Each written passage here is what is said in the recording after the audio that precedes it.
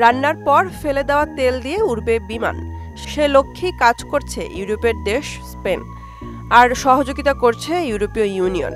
টেকসই জ্বালানি শিল্প খাত গড়ে তোলার লক্ষ্যে স্পেনের বিমান সংস্থা আইবেরিয়া 2030 সালের মধ্যে তাদের 10% ফ্লাইট এই তেল দিয়ে চালাতে চায়। ডয়চে ভেলের বরাতে জানা যায়, জার্মান এয়ারোস্পেস সেন্টার ভাজা পোড়া তেলের পরিবেশগত প্রভাব নিয়ে ইতিমধ্যে কাজ করেছে। আর নতুন খবর হলো, ইউরোপ জুড়েই বিভিন্ন গবেষণাগারে কোন কোন বর্জ্য জ্বালানি হিসাবে রূপান্তর করা যায় তা নিয়ে বেশ জোরে সোরে কাজ চলছে। গবেষণা বলছে, রান্না করা তেলের জ্বালানি ব্যবহার বেশি পরিবেশ বান্ধব। সুদবিহীন ব্যাংকিংয়ে আত্মশুদ্ধির পথ এনআরবিসি ব্যাংকের ইসলামিক ব্যাংকিং আল আমিন।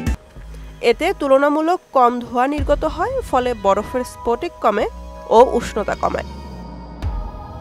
এতে কিন্তু খরচ একটু বেশি পড়বে, কারণ ভাজা পোড়ার তেল থেকে প্রথমে টেকসই জ্বালানি তৈরি করেই তা বিমানের জ্বালানি হিসাবে ব্যবহার করা যাবে। আর এই কাজটি করতে খরচ প্রায় 3 গুণ বেশি। তবে আশার কথা হচ্ছে, সরবরাহ বাড়লে ধীরে ধীরে দাম কমে আসবে। বুশরাত জাহান, মোহনা ডিজিটাল।